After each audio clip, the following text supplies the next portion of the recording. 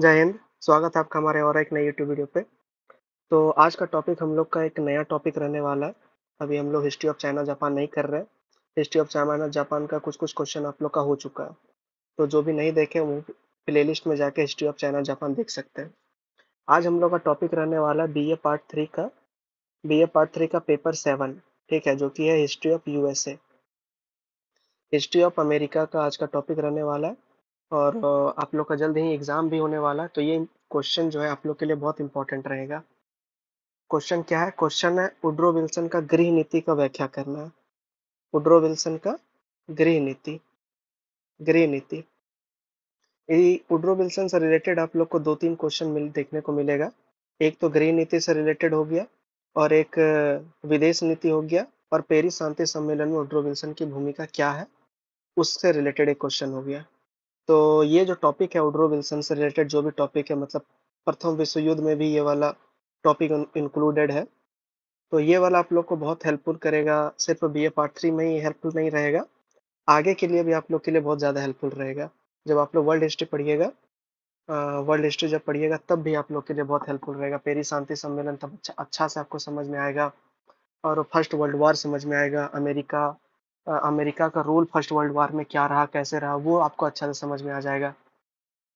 तो वो सब के ऊपर तो हम लोग पहले ही डिस्कस कर चुके हैं। जो भी वो वीडियो नहीं देखे हैं, मतलब कि वुड्रो विल्सन का विदेश नीति जो भी नहीं देखे, पेरिस शांति सम्मेलन में वुड्रो विल्सन की भूमिका, ये अगर क्वेश्चन अभी तक आपने नहीं अगर देखा तो आई बटन में आपको लिंक मिल जाएगा, और डिस्क्रिप्शन में लिंक मिल जाएगा, या तो आप लोग सीधे प्लेलिस्ट में जा करके हिस्ट्री ऑफ यूएसए का एक अलग से प्लेलिस्ट बना हुआ है जिसमें कि सारा ठीक है। तो वहाँ पे प्लेलिस्ट में आप लोग जाके चेकआउट कर सकते हैं सारा हिस्ट्री ऑफ यूएसए का जो भी आप लोग को काम का लग रहा है। तो ये वाला क्वेश्चन आप लोग को बहुत ध्यान से सुनना है, अगले 40 मिनट तक बहुत ध्यान से सुनना है, क्योंकि ये क्वेश्चन कोड में ज़्यादा हार्ड नहीं है। ये क्वेश्चन आप लोग को ज़्यादा परेशान नहीं करेगा।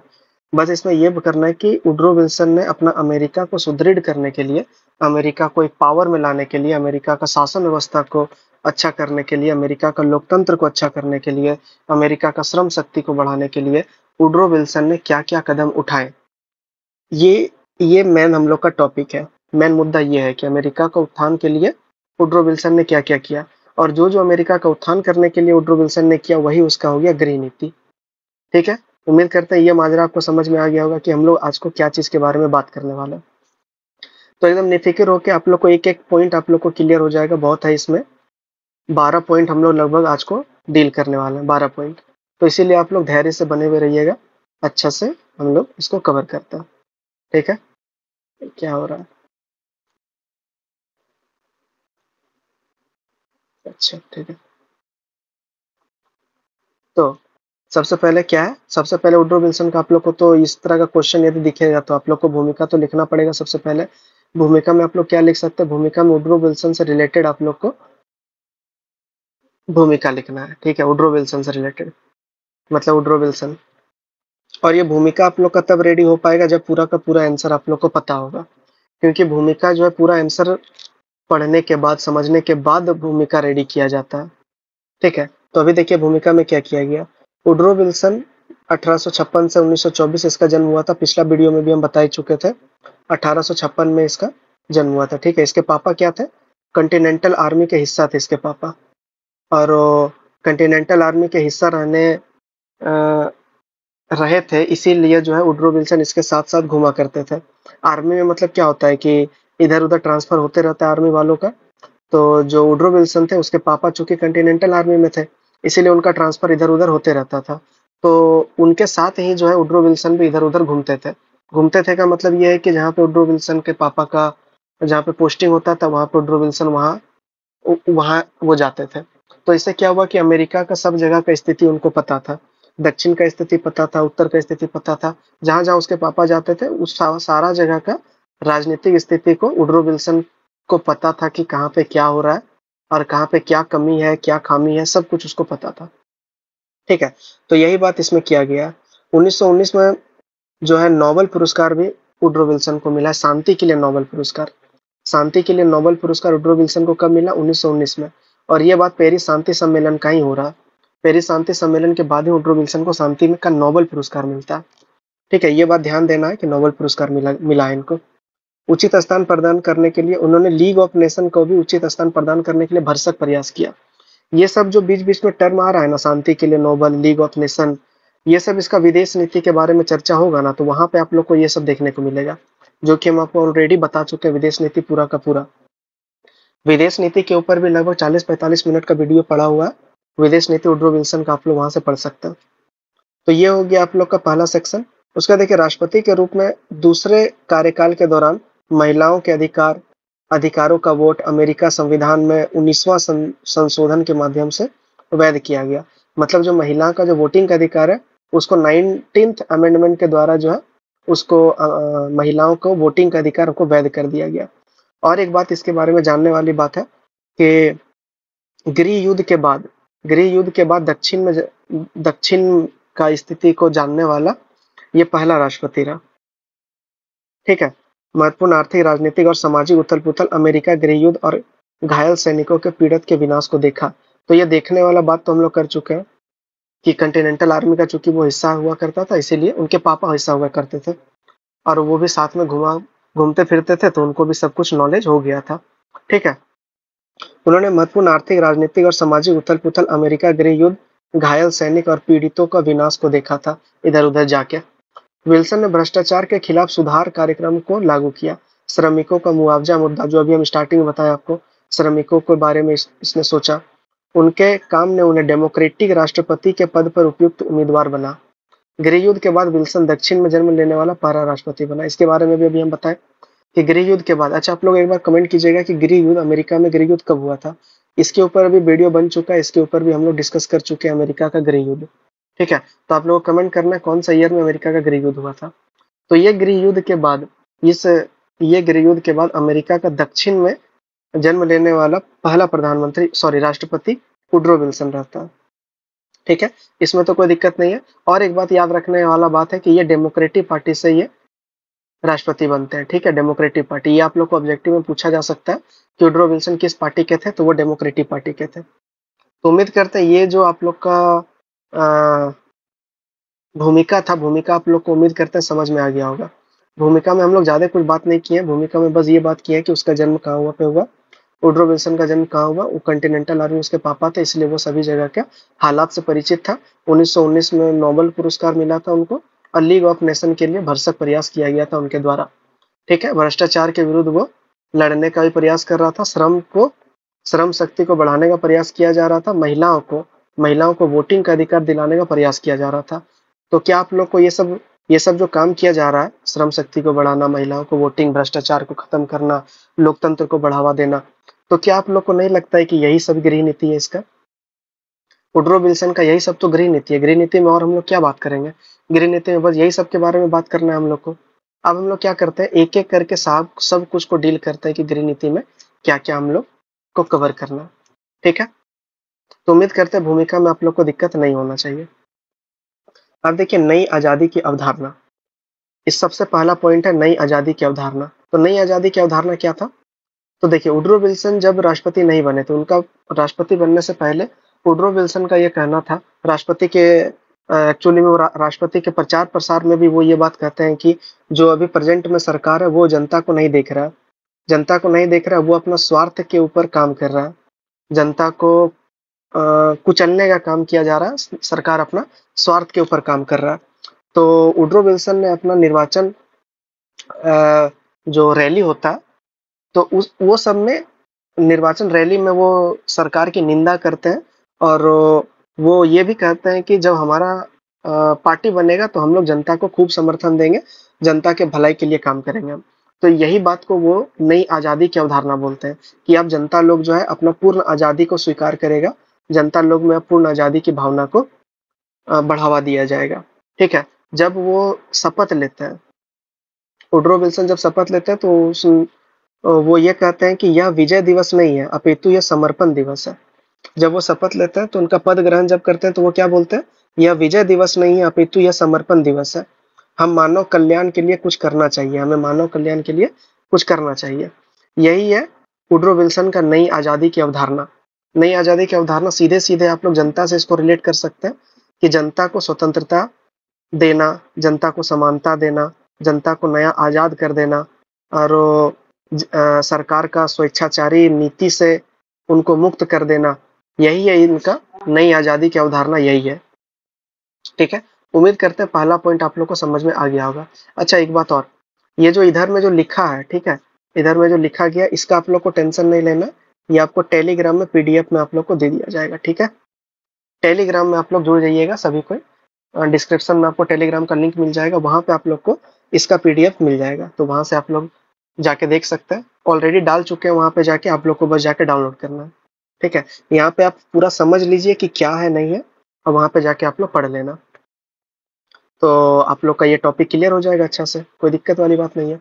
और आप लोग का फीडबैक आया था, तो फीडबैक में इस तरह का बोला गया था कि इस तरह का मतलब थोड़ा बड़ा कर दीजिए जिससे कि हम लोग को स्क्रीन में ही दिख जाए, पहले छोटा हुआ करता था। तो आप लोग का ये फीडबैक सुन करके आप लोग आज को इम्प्लीमेंट हम कर दिए। ठीक है, तो आप लोग क्या कीजिए, आप लोग फीडबैक देते रहिएगा, जो भी अच्छा लगता है वो भी फीडबैक दीजिएगा, और जो बुरा लगता है जिसको सुधारने का जरूरत है वो भी आप लोग फीडबैक दीजिएगा। हम आप लोग का हर एक फीडबैक को पढ़ते हैं और उसको अप्लाई करने का ज्यादा से ज्यादा ट्राई करते हैं। ठीक है, तो फीडबैक जरूर दीजिएगा, लाइक या डिसलाइक करके भी आप लोग बता सकते हैं। अब देखिए दूसरा नंबर पॉइंट है प्रगतिशील सुधार। प्रगतिशील सुधार, अब ये सुधार में क्या क्या किया गया, वैसे तो सुधार बहुत किया गया, लेकिन हम लोग एक एक करके सुधार को पढ़ेंगे। ठीक है, प्रगतिशील सुधार में देखिए क्या किया गया, 2 बार विल्सन एक तो राष्ट्रपति बना, ये बात तो आप लोग को याद रखना पड़ेगा। उसके बाद प्रगतिशील सुधार के रूप में महत्वपूर्ण कानून जैसे कि अंडरवुड एक्ट, अंडरवुड एक्ट और एंटी ट्रस्ट कानून, ये दोनों हम आप लोग को पहले ही बता चुके हैं जब विदेश नीति पढ़ा रहे थे, तब विदेश नीति में भी ये सब का जिक्र आया था, वहां पे भी मैं आप लोग को इसके बारे में डील कर चुका हूँ। ठीक है, ये क्या था एक बार सीधे जान लेते हैं थोड़ा सा। स्नातक संघ आयकर की एक प्रणाली थी, ये आयकर की एक प्रणाली, हम आपको बताएं कि टैक्स से रिलेटेड भी वो काम करेगा। ठीक है, उसके बाद एंटी ट्रस्ट कानून, इसमें क्या था कि ट्रेड से रिलेटेड जो भेदभाव प्रथा चल रहा था, मतलब कि जो सिर्फ जो बड़े बड़े पूंजीपति वर्ग के जो स्वामी थे सिर्फ उनको ही सरकार समर्थन दे रही थी, तो एक बिल लाया गया, एंटी ट्रस्ट कानून लाया गया, जिससे कि ये वाला प्रथा जो था जिसमें कि सिर्फ पूंजीपति वर्ग को ही जिसमें लाभ हो रहा था, वो वाला एक्ट को हटा दिया गया, और ये प्रतिस्पर्धा की भावना को सम्मिलित किया गया। मतलब कि अब प्रतिस्पर्धा से निर्णय होगा कि कौन बेस्ट है। ठीक है, अब सिर्फ नाम देखकर बेस्ट का अनुमान नहीं लगाया जाएगा, प्रतिस्पर्धा आयोजित किया जाएगा। ठीक है, उम्मीद करते हैं ये समझ में आ गया होगा। देखिए 2 बिल आप लोग को याद रखना, एक है अंडरवुड एक्ट और एक है एंटी ट्रस्ट कानून। अंडरवुड एक्ट किससे रिलेटेड है, ये टैक्स से रिलेटेड है, कर से रिलेटेड है, और एंटी ट्रस्ट किससे रिलेटेड है, ये ट्रेड से रिलेटेड है। ठीक है, बस इतना ही याद रखना। अभी हम लोग आगे देखेंगे इसके बारे में, और थोड़ा सा जानने वाला बात है। उसके बाद और क्या किया गया इसके द्वारा, एक संघ व्यापार आयोग का स्थापना किया गया। हम बताएं कि ट्रेड में बहुत सराहनीय काम किया गया था, ट्रेड में, ट्रेड मतलब कि व्यापार, व्यापार में वुड्रो विल्सन के द्वारा बहुत सराहनीय काम किया गया।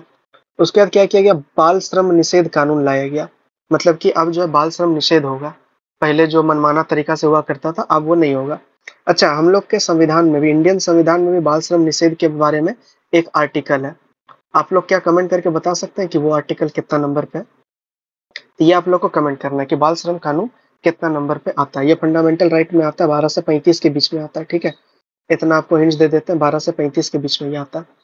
उसका देखिए क्या, रेलवे श्रमिकों को अधिकतम 8 घंटा ही काम करना डिसाइड किया गया। पहले जो बहुत देर देर तक काम कराया जाता था, लेकिन अब क्या हुआ, अब केवल 8 घंटा काम कराया जाने लगा।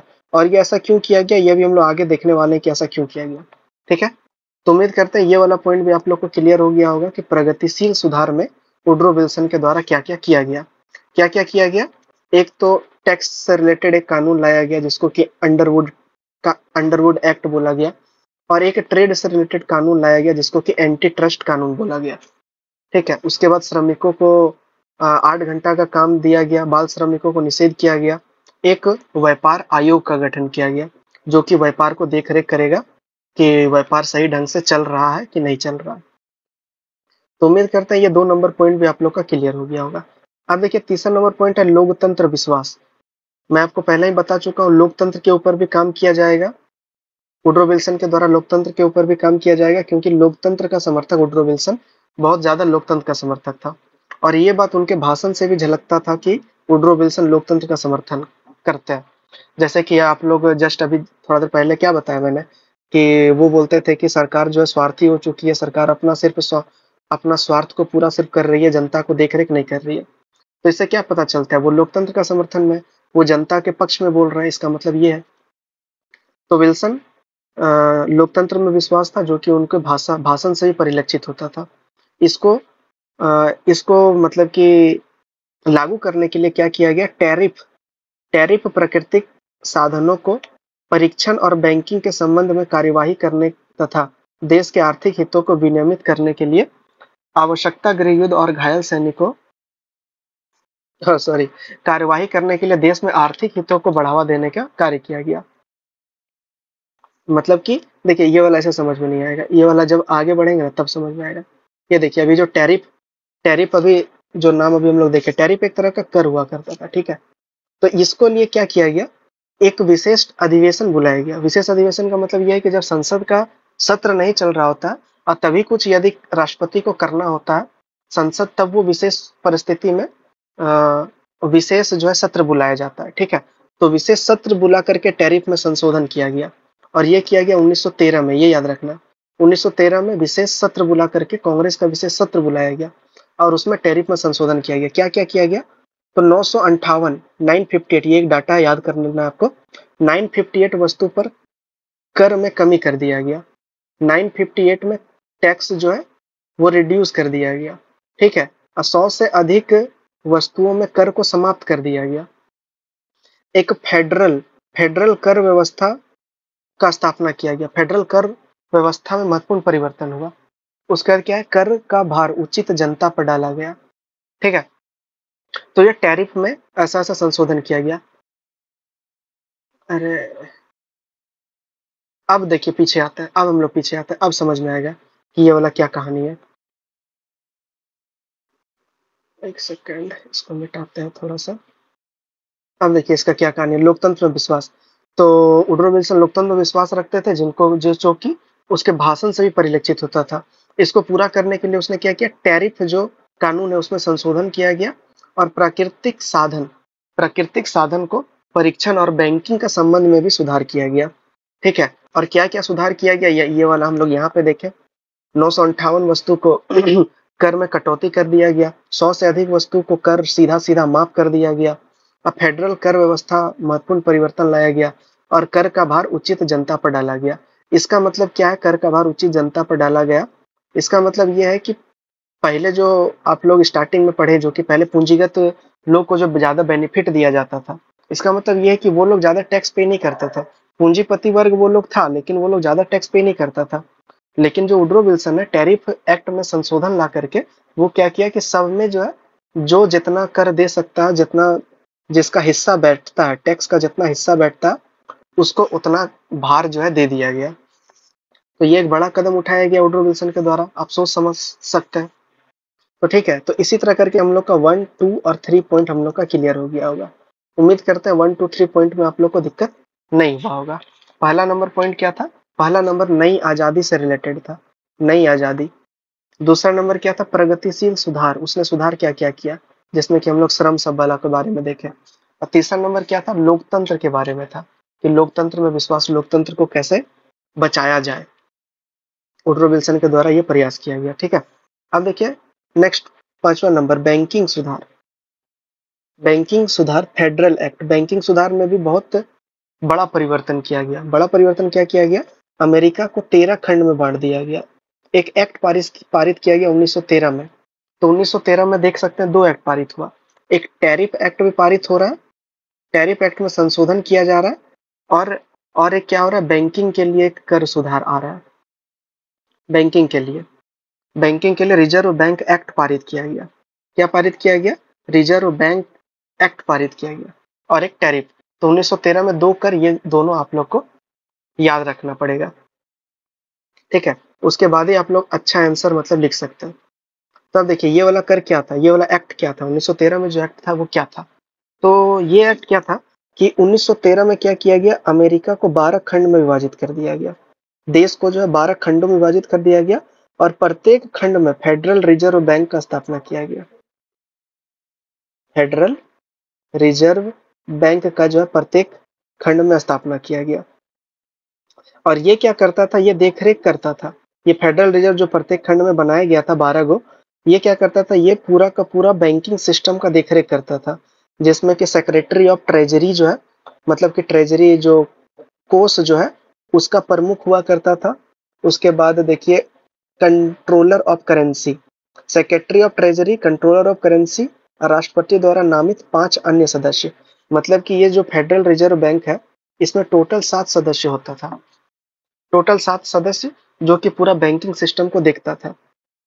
ठीक है। इसमें क्या व्यवस्था किया गया, क्या देखता था वो, तो इसके पास अधिकार था। इसके पास क्या अधिकार था, डिस्काउंट की दर को तय करने का अधिकार था फेडरल रिजर्व बैंक के पास, कि वो डिस्काउंट दे सकता है।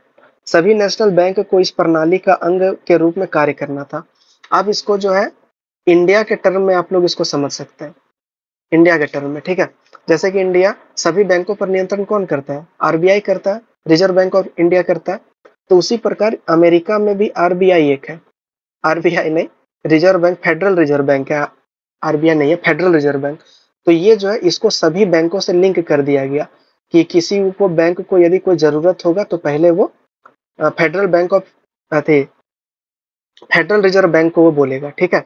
तो ये वाला विशेष प्रावधान किया गया। उसके बाद डिस्काउंट के दर को भी ये तय करने का अधिकार दे दिया गया, और पुरानी करेंसी नोट के बदले नया करेंसी नोट जारी करने का भी अधिकार इसको दे दिया गया। तो आप समझ सकते हैं कि कितना बड़ा बड़ा कदम इसमें उठाया गया बैंकिंग सुधार में।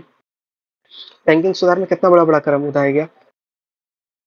इस प्रकार विल्सन ने फेडरल रिजर्व एक्ट के द्वारा देश को कार्यकुशल बैंक व्यवस्था दी। मतलब बैंकिंग में देख रहे हैं कितना बड़ा बड़ा सुधार बैंकिंग व्यवस्था में लाया गया है वुड्रो विल्सन के द्वारा। तो ये सब क्या है, ये सब गृह नीति ही तो है। ये सब गृह नीति को सुदृढ़ करने के लिए, गृह नीति का मतलब क्या होता है, मतलब कि अपना देश को आंतरिक आंतरिक स्थिति को मतलब कि सुदृढ़ करना। आंतरिक स्थिति को सुदृढ़ करना का ही मतलब है तो गृह नीति है।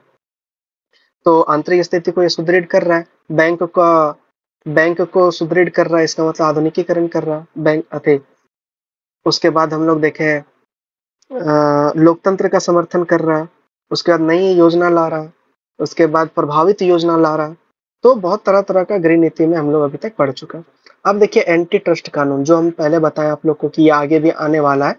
तो एंटी ट्रस्ट कानून ये वाला क्या था, तो ये देखिए मैं आपको पहले ही बता चुका हूँ कि ट्रेड में भी बहुत बड़ा काम किया जाएगा वुड्रो विल्सन के द्वारा। ट्रेड मतलब कि व्यापार में बहुत अमूलभूत परिवर्तन किया जाएगा। वो क्या किया जाएगा, एक नया कॉन्सेप्ट लाया जाएगा जो कि है प्रतिस्पर्धा की भावना। प्रतिस्पर्धा की भावना, पहले क्या होता था, पहले जैसे कि एक बड़ी मछली छोटी मछली को खा लेती है, उसी प्रकार पहले बड़े बड़े पूंजीपति जो है वो छोटा छोटा जो पूंजीपति है, छोटा छोटा वर्ग लोग जो है उन लोग को शोषण किया करता था, उन लोग को खा जाता था, अपने में मिला लिया करता था। तो वुड्रो विल्सन ने एंटी ट्रस्ट कानून लाया और इसके तहत जो है प्रतिस्पर्धा को बढ़ाया। और ये कहा गया कि अब जो है बड़ा बड़ा जो भूस्वामी, बड़ा बड़ा जो पूंजीपति वर्ग जो है, भूस्वामी नहीं बोल सकते, पूंजीपति वर्ग, तो वो क्या करेगा, वो अब जो है अपने नीचे वाला जो भूमिपति है या फिर पूंजीपति है, वो लोग के साथ प्रतिस्पर्धा करेगा। उसको अपने में विलय नहीं करेगा, उसको अपने में विलय वो नहीं कर सकता, उसके साथ उसको पहले टक्कर करना पड़ेगा। ठीक है। तो यही था एंटी ट्रस्ट कानून। ये पारित कब किया गया था, 1914 में पारित किया गया था। ठीक है। प्रतिस्पर्धा को बढ़ावा दिया गया। इस एक्ट के अनुसार बोर्ड ऑफ कॉरपोरेशन उन कंपनियों का शेयर नहीं खरीद सकता था जिनके साथ उनका स्पर्धा है। एक ट्रस्ट के डायरेक्टर को दूसरे ट्रस्ट के डायरेक्टर बनने से रोक दिया गया। मतलब कि देखिए क्या होता था कि शेयर अगर खरीद लेता, अगर खरीद लेता है तो क्या होगा, अगर बहुत ज्यादा शेयर खरीद लेता है तो ये जो बड़ा पूंजीपति है वो तो शेयर आराम से खरीद सकता है, जितना मन करे, इसके पास तो बहुत पैसा है, वो बहुत ज्यादा शेयर खरीद सकता है और फिर अपने आप को ये वाला शेयर का अपने आप को मालिक भी घोषित कर सकता है ना। तो ये वाला कानून के द्वारा क्या किया गया, ये वाला जो प्रोसेस था कि शेयर, एक तो शेयर नहीं खरीद सकता और दूसरा अपने आप को दूसरा का स्वामित्व घोषित नहीं कर सकता। तो यही था एंटी ट्रस्ट कानून। तो उम्मीद करते हैं एंटी ट्रस्ट कानून भी आप लोग को समझ में आ गया होगा। अगर आप लोग को कहीं भी समझ में नहीं आता तो आप कमेंट सेक्शन में कमेंट कर सकते हैं कि समझ में नहीं आ रहा, उसको उस टॉपिक को वहां पे पर्टिकुलरली वहां पे थोड़ा सा और ज्यादा फोकस करने का मैं ट्राई करूंगा। ठीक है। अब देखिए फेडरल ट्रेड कमीशन, अभी क्या देखे, ट्रेड कानून अभी देखे थे हम लोग। अभी क्या देखे थे, अभी मतलब कि एंटी ट्रस्ट कानून देखे थे। अभी कानून क्या क्या लेके आया, अब देखिए फेडरल ट्रेड कमीशन एगो आया है इसके द्वारा, और ये भी कब पारित किया गया, 1914 में। तो ट्रेड से रिलेटेड दोनों कानून कब पारित किया गया, 1914 में पारित किया गया। ठीक है, और उधर में क्या किया गया था, 1913 में किया गया था टैरिफ वाला एक्ट, याद होगा आप लोग को। 1913 में टैरिफ एक्ट और बैंकिंग, दो गो 1913 और दो 1914 में। ठीक है, तो इससे क्या होगा कि डाटा भी आप लोग को याद रखने में दिक्कत नहीं होगा, डाटा भी आप लोग आराम से याद रहेगा। हालांकि देखिए डाटा सब जो है ना, बस एक मेमो, डाटा बड़ी चीज नहीं है कि आप लोग को डाटा याद है कि नहीं है, ईयर याद है कि नहीं है, ईस्वी सन याद है कि नहीं है, डेट याद है कि नहीं है, ये सब ज्यादा बड़ा पॉइंट नहीं है। पॉइंट ये है कि उसमें क्या परिवर्तन किया गया, क्या उसमें पहले के तुलना में अभी क्या बदलाव किया गया, ये इंपॉर्टेंट है। ठीक है, तो देखिए 1914 में जो फेडरल ट्रेड कमीशन जो किया गया, इसके तहत किया गया, यह कमीशन किसी भी व्यापारिक संस्थान को उसकी किसी भी अनुचित बात को रोकने का आदेश दे सकता था। बस इसका यही काम था। फेडरल ट्रेड कमीशन एक्ट का क्या काम था कि कुछ भी मान लीजिए कुछ अनुचित व्यापार हो रहा है, कुछ इलीगल काम हो रहा है, जो कि जनता के पक्ष में नहीं है, जो सरकार के पक्ष में नहीं है, उसको रोकने का पूरा अधिकार दिया गया फेडरल ट्रेड कमीशन एक्ट पास करके, कि अब जो है उस कानून को रोका जा सकता है। तो उसमें तो ज्यादा समझाने वाला बात नहीं है। अब देखिए 8वां नंबर पॉइंट है श्रम विधान। श्रम में क्या क्या किया गया, श्रम में तो आप हम लोग पहले ही पढ़ चुके हैं कि एक तो बाल श्रम को वो निषेध कर दिया, बाल श्रम नहीं किया जा सकता, पहली बात। ऐसा क्यों किया गया, हम आपको तभी बोले थे कि बताएंगे। ऐसा इसलिए किया गया था 1912 में जब चुनावी प्रक्रिया चल रहा था, तो वुड्रो विल्सन को श्रम शक्ति का बहुत ज्यादा समर्थन था, श्रम शक्ति का बहुत ज्यादा समर्थन था। इसीलिए जब वो पदभार संभालते हैं, उसके बाद श्रम को लेकर के वो बहुत मतलब कि उन लोग को सहयोग करने के लिए कानून उनके द्वारा पारित किया जाता है। तो इसके लिए उसने क्या करते हैं वो, उसके लिए सबसे पहले 1915 में जहाजों पर काम कर रहे श्रमिकों को निरीक्षण पर जोर दिया। मतलब जो जहाजों पे काम कर रहे हैं, क्योंकि उस टाइम पे क्या था कि केवल अमेरिकी व्यक्ति ही नहीं थे, व्यापार होता था तो केवल अमेरिकी व्यक्ति नहीं थे, वो इधर उधर के सभी जगह के थे, लैटिन अमेरिका के भी थे, फिर अभी अफ्रीका के भी था, सभी जगह का था। तो क्या किया गया, जहाज पर जो भी काम करता है उसको देख रेख किया गया, उसका निरीक्षण किया गया। ठीक है, सबसे पहला श्रम विधान में ये किया गया। दूसरा बात यह है कि रेलवे में काम करने का मजदूर लोग जो विवाद कर रहा था, उसके समाधान किया गया। क्या समाधान किया गया, 8 घंटा श्रमिक जो है निश्चित कर दिया गया श्रम विधान में। ये हम लोग पहले ही पढ़ चुके हैं कि 8 घंटा को फिक्स कर दिया गया कि सभी श्रमिक जो है वो 8 घंटा ही केवल काम करेगा। ठीक है, उम्मीद करते हैं यहाँ तक आप लोग को 8 नंबर तक कोई दिक्कत नहीं होना चाहिए। अब देखिए 9वां नंबर पॉइंट, सड़क निर्माण भी वुड्रो विल्सन के द्वारा सड़क निर्माण में भी काम किया गया। सड़क निर्माण में 1916 में संघ राज्य मार्ग अधिनियम पारित किया गया। 1916 में संघ सड़क अधिनियम पारित किया गया। इसमें क्या किया गया, ग्रामीण क्षेत्रों में सड़क निर्माण के लिए राज्यों को आर्थिक सहायता दी गई। इसमें तो समझाने वाला तो कोई बात ही नहीं है। सड़क निर्माण में 1916 में एक संघ राजमार्ग अधिनियम पारित किया गया, जिसमें कि जो है गाँव में, ग्रामीण क्षेत्र में जो है सड़क निर्माण का काम स्टार्ट कर दिया गया। इसमें समझाने वाला तो कुछ बात ही नहीं है। उसके बाद भंडारगिरी, भंडारगिरी 1916 में भंडारगिरी का स्थापना किया गया। इसमें भी कुछ समझाने वाला कोई बात ही नहीं है। और ये क्यों किया गया, क्योंकि 1914 में आप लोग को याद होगा, 1914 में वर्ल्ड वार स्टार्ट हो गया था, तो इसीलिए ये अपना भंडारगिरी को भरना स्टार्ट कर दिया था। ठीक है, उसका देखिए महिला मताधिकार, ये हम लोग भूमिका में ही पढ़ लिए थे। महिला मताधिकार 1919 में कांग्रेस का एक विशेष सत्र बुलाया गया था, और 1919 सत्र के अनुसार 1920 में जो है महिला को मताधिकार दे दिया गया। तो ये एक गृह नीति का सबसे बड़ा प्रमाण है कि वुड्रो विल्सन महिला के उत्थान के लिए भी काम किया गया। ठीक है, आगे हम लोग देखते हैं लैंड बैंक। लैंड बैंक जो कि हम लोग का 12वां नंबर पॉइंट है, लास्ट पॉइंट है ये। इसमें क्या किया गया, 1916 में federal farm loan act, federal farm loan act द्वारा 12 फेडरल लैंड लोन बैंक की स्थापना किया गया। यह भी हम लोग जस्ट देखें, 1916 फेडरल बैंक की स्थापना, जिसमें कि पूरा राष्ट्र को कितना 12 भाग में विभाजित कर दिया गया, और सभी में क्या किया गया, फेडरल रिजर्व बैंक का स्थापना कर दिया गया। ठीक है, और ये क्या किया, ब्याज की नीची दरों पर गिरवी ऋण देने के लिए थे। ये क्या करता था, ऋण देता था। जो किसान लोग हैं, किसानों को ऋण देने का भी काम किया जाता था फेडरल रिजर्व बैंक के द्वारा। ठीक है।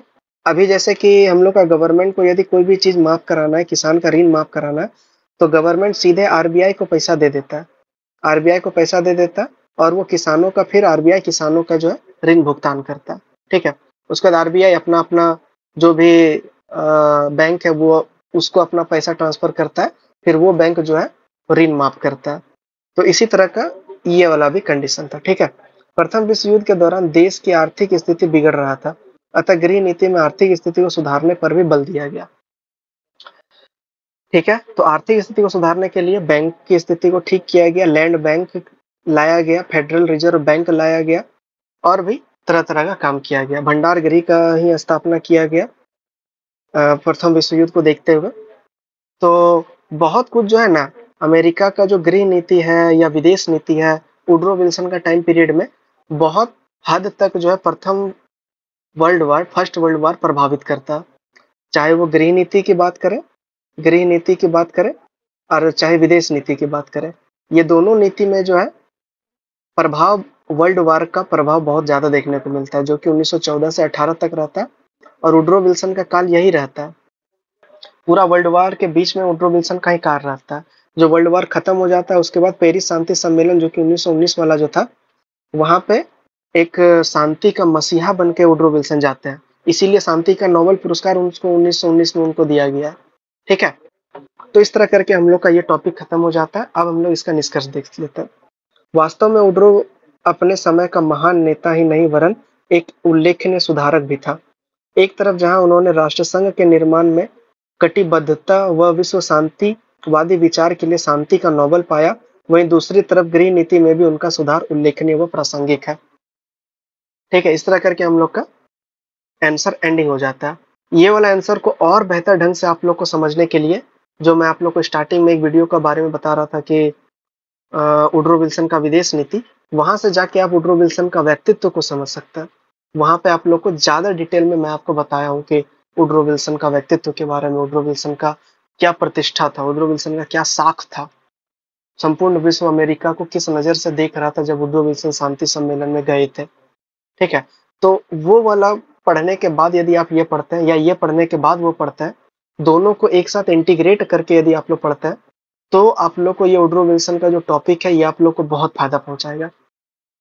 ये सिर्फ आप लोग को बीए हिस्ट्री ऑनर्स में ही नहीं फायदा पहुंचाएगा, ये आप लोग जब भी वर्ल्ड हिस्ट्री आप लोग जब भी पढ़िएगा, वर्ल्ड हिस्ट्री को जानने के लिए पेरिस शांति सम्मेलन का जानना बहुत जरूरी है।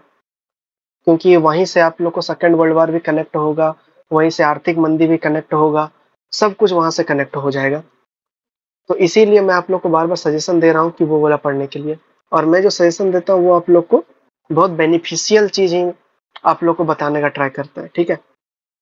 तो आप लोग उसके ऊपर ध्यान दीजिएगा। प्लेलिस्ट में मिल जाएगा, डिस्क्रिप्शन में मिल जाएगा, आई बटन में भी दे देंगे। तो आप लोग का मदद करने के लिए हम हमेशा तत्पर है। ठीक है। आप लोग को जो भी डिमांड आप लोग कीजिएगा वो हम आप लोग को पूरा कर रहे हैं। आप लोग जो भी क्वेश्चन का डिमांड करते हैं वो आप लोग के लिए लेके आ जाते हैं। जिस तरह से आप बोलते हैं क्या कि वीडियो आना चाहिए, उस तरह से आप लोग का वीडियो भी आता। फिर भी यदि आप लोग को कहीं कोई दिक्कत होता है, फिर भी यदि आप लोग को कहीं कोई दिक्कत होता है, तो आप निफिकिर होकर बिना कुछ संकोच के कमेंट कर सकते हैं। आप लोग का हर एक कमेंट मेरे लिए बहुत इंपॉर्टेंट है, चाहे वो अच्छा हो चाहे वो नेगेटिव कमेंट हो। नेगेटिव कमेंट को तो थोड़ा ज्यादा ध्यान से हम पढ़ते हैं, क्योंकि उससे पता चलता है कि क्या क्या सुधार करने का जरूरत है। ये वाला किसी के द्वारा कमेंट किया गया था, इसीलिए इसको सुधार करके थोड़ा बड़ा वे में इसको प्रस्तुत किया है। ये देखिए बड़ा, ताकि आप लोग को दिख सके अच्छा से, पहले दिखता नहीं था। तो धीरे धीरे करके आप लोग का सुधार किया जा रहा है। और आप लोग को और दूसरा कोई क्वेश्चन में कोई प्रॉब्लम आ रहा है हिस्ट्री ऑफ अमेरिका से विलग कोई क्वेश्चन यदि आप लोग का है, तो आप लोग उसके बारे में भी कमेंट कर सकते हैं। हिस्ट्री ऑफ अमेरिका के अलावा भी पेपर 5, 6, 7 कहीं का भी कुछ को भी क्वेश्चन है, जैसे ही टाइम मिलेगा वैसे ही आप लोग का वो क्वेश्चन हम कवर कर देंगे। ठीक है। तो बस आज के लिए बस इतना ही। उम्मीद करते हैं ये आप लोग को समझ में आ गया होगा वुडरो विल्सन। आज को हम आप लोग को रिकैप नहीं करा रहे, क्योंकि हम आप लोग को पहले बताए हुए उतना दिन से हम रिकैप कराते कराते हर वीडियो के लास्ट में हम आप लोग को बोलते हैं कि आप लोग वीडियो को बंद करके एक बार खुद से सारा का सारा आप लोग एक बार रिकैप करने का ट्राई कीजिए। रिकैप का मतलब यह है कि मन में ही शुरू से लास्ट तक वीडियो में क्या क्या पढ़े, क्या क्या इंपॉर्टेंट था, क्या क्या याद करने का बात है। क्योंकि देखिए पूरा आंसर अब आप लोग बीए में पहुंच चुके हैं। आप लोग को पूरा आंसर रटने का जरूरत अब नहीं है आप लोग को। आप लोग बस मेन फीचर पॉइंट, मेन जो पॉइंट है उसको बस आप लोग को ध्यान रखना है, उसी से आप लोग अपने मन से बना सकते हैं पूरा। यदि मेरा आप लोग पूरा का पूरा जितना देर का वीडियो रहता है, 35 मिनट 40 मिनट जितना देर का वीडियो रहता है, यदि आप लोग वो पूरा वीडियो अगर सुनते हैं तो आप लोग को रटने का जरूरत नहीं होगा। जो भी मेरे पुराने स्टूडेंट है वो ये इस बात को भली भांति समझते होंगे कि बिना रटे ही आप लोग को सारा कुछ समझ में आ जाएगा, आराम से लिख दीजिएगा। ठीक है। और ऑब्जेक्टिव का बात है तो यही सब के बीच से ही ऑब्जेक्टिव आ जाता है। जैसे कि फेडरल ट्रेड कमीशन कब पारित हुआ, तो ये 1914 में पारित हुआ। टैरिफ वाला कब पारित हुआ, 1913 में पारित हुआ। तो इसी तरह करके महिलाओं को वोटिंग का अधिकार कब मिला, 1919 के कांग्रेस का विशेष सत्र बुलाने के बाद 1920 में पारित हुआ। तो ऑब्जेक्टिव भी यही से बनता है। ठीक है। ऑब्जेक्टिव के लिए आप लोग को अलग से पढ़ने का जरूरत नहीं है कि ऑब्जेक्टिव के लिए अलग से पढ़ना है। ऑब्जेक्टिव भी आप लोग सब्जेक्टिव के साथ साथ ही आप लोग का ऑब्जेक्टिव भी होते चलता है। ठीक है। तो उम्मीद करते हैं आप लोग को ये वीडियो पसंद आया होगा। पसंद आया होगा तो लाइक कीजिएगा, और नहीं पसंद आया होगा तो डिसलाइक करके कम से कम ये बता देना है कि क्यों डिसलाइक किया गया, ताकि उसको सुधारा जा सके। ठीक है। आप मिलते हैं नेक्स्ट वीडियो में। नेक्स्ट वीडियो कुछ और अच्छा टॉपिक लेके आएंगे आप लोग के लिए। तब तक के लिए जय हिंद।